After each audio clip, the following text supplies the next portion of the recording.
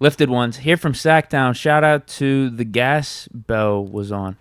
All that patience makes sense now. Oh, yeah. O.J. Simpson said that. Salute him, bro. Salute him. He's like, OJ was like, yeah, I'd never smoked before and never would. Like, it's just not a thing I would think about. Serious. And he's like, I can't believe Lev did that, and he was that good of a player. But now that I think of it, he was really patient. Very patient, man. Very patient. Yeah, I'm not surprised he said that, though. No, I don't know if it's...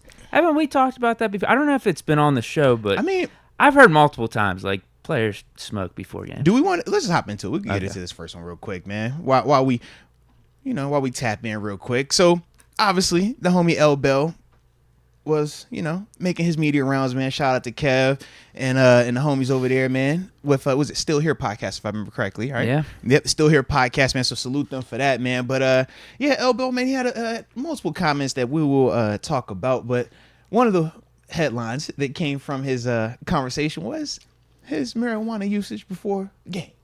Said that he used it very frequently.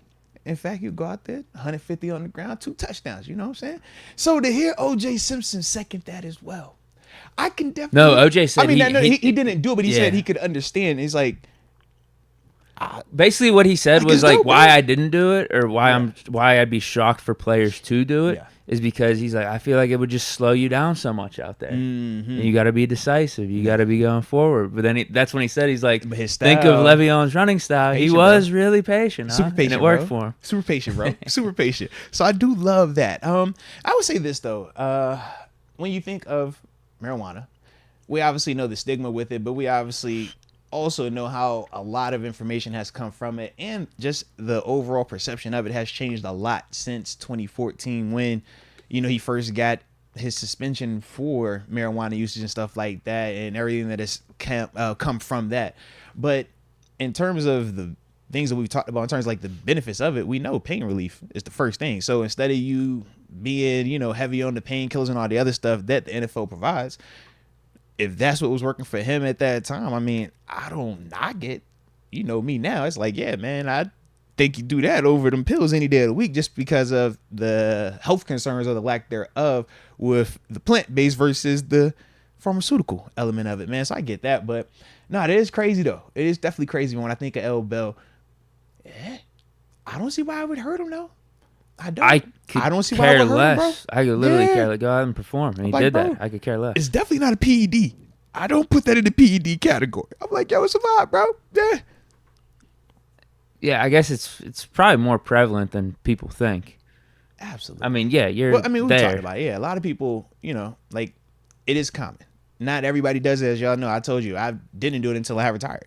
So it's like, it's one of them things, like, not everybody is on that, but you're not surprised when you see people on it. And it's not, like I said, for us growing up in the culture that we've grown up in, and then even, like you said, being around it professionally, you just see it differently. Whereas we obviously know from a national standpoint, it's just different because you're dealing with a lot different demographics, a lot different, backgrounds and just perceptions surrounding marijuana. So I think that's why with him, it was always lightning rod, so to speak, when you talk marijuana. And even now, him bringing this up, it's like, whoa, he was doing what? It's like, yeah, but it ain't like to crazy, be honest with you, I can't even believe Yeah. this is a headline. Yeah.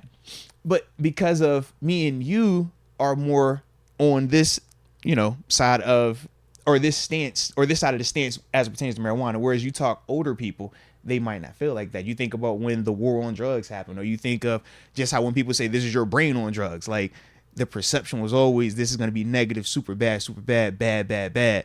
So now that it's shifting for younger people, I think it's a lot easier for us to be like, yeah, we get that. We understand it. We see the benefits of it. Whereas for the older generation or just different backgrounds, they don't look at it like that. They still look at it as just the stigmas. Yeah, man, you can't do that. That's, so.